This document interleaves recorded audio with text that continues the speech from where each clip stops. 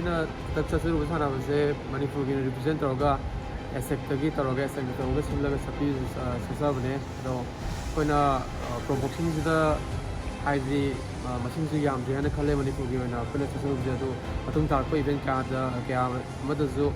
ꯑꯩꯈꯣꯏ ꯑꯦꯁꯦꯛꯀꯤ ꯊ꯭ꯔꯨꯗꯒꯤ ꯑꯦꯁꯦꯛꯇꯒꯤ ꯇꯧꯔꯒ ꯑꯩꯈꯣꯏ ꯁꯔꯨꯛ ꯌꯥꯅꯕ ꯁꯦꯝ ꯁꯥꯗꯨꯅ ꯂꯩꯖꯔꯤ ꯑꯗꯨꯝ ꯑꯗꯨꯅ ꯃꯌꯥꯝꯁꯨ ꯑꯉꯝꯕ ꯃꯇꯦꯡ ꯄꯥꯡꯕꯤꯌꯨ ꯍꯟꯗꯛ ꯑꯩꯈꯣꯏ ꯆꯠꯆꯔꯨꯕ ꯄ꯭ꯔꯣ ꯕꯣꯛꯁꯤꯡꯁꯦ ꯁꯤ ꯃꯅꯤꯄꯨꯔꯒꯤ ꯑꯣꯏꯅ ꯈ꯭ꯋꯥꯏꯗꯒꯤ ꯌꯪꯒꯦꯁ ꯕꯣꯛꯁꯔ ꯑꯣꯏꯅ ꯑꯩꯅ ꯏꯍꯥꯟ ꯍꯥꯟꯅ ꯆꯠꯆꯕꯅꯦ ꯑꯗꯣ ꯃꯣꯏ ꯑꯍꯟ ꯃꯌꯥꯝꯁꯤꯃꯛꯇ ꯑꯩ ꯁꯨꯃꯥꯏꯅ ꯇꯧꯔ ꯆꯠꯄ ꯐꯪꯖꯕꯁꯦ ꯑꯩ ꯌꯥꯝ ꯅꯨꯡꯉꯥꯏ ꯑꯗꯣ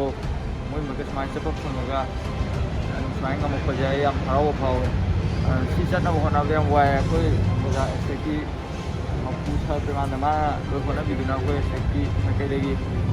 ꯑꯩꯒꯤ ꯈꯨꯗꯤꯡꯃꯛ ꯍꯣꯠꯅꯕꯤꯗꯨꯅ ꯊꯥꯕꯤꯕꯅꯦ ꯁꯨꯃꯥꯏꯅ ꯑꯗꯨ ꯃꯇꯨꯡ ꯇꯥꯔꯛꯄꯗꯁꯨ ꯑꯇꯣꯞꯄ खरा सपोर्ट तौबीदुना एस्टेक्सकी प्रो बॉक्सर अहम मरी रिप्रेजेंट तौर चपने मा मसाइदा लिंगी खा लेबी चलौद्रे अदो एलिस अखोय होम चले अखोय होम चपदीगा नोंपोंगांबा माना यंगेस्ट बॉक्सर बगी मणिपुर हिस्ट्री दो जुने माना एलिस 17 18 दा तपसान प्रो बॉक्सिंग थेनामने राजू मासु कोई pro boxer the first time pro boxing but still मागी पुल्लम एचमेंट दुना माई कॉन्ट्रैक्ट मैम फंगे थंग प्रो बॉक्सिंग गे माई तरह अखोय सी हाइतारे अखोय आई नुपुरा खौरे सा प्रमाणदा ना अखोय लोनबगी स्पॉन्सर तौबिरागा तौदुनसु लाए मैम खंगमने अदो थबिसु तौबिरि अखोयगी मणिपुरगी हिस्ट्रीदा अहामबा ओइना प्रोफेशनल बॉक्सिंग पुथोकचबसी हंदकी मतांगसिदा मुंबईदा जुलाईगी तांग 8 दा टूर्नामेंट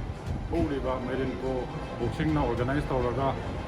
प्रोफेशनल बॉक्सिंग काउंसिल अमसुंग IBA इंटरनेशनल बॉक्सिंग एसोसिएशन की रूल्स एंड गाइडलाइन की मखादा अखोयगी मणिपुरगी sanaroi ahum Raju Keisham Nongpoknganba Bonjovi Nongmaithem अखोय अहूमसी Manipur की हिस्ट्री अहम फर्स्ट टाइम प्रोफेशनल बॉक्सिंग पुथोकचबनी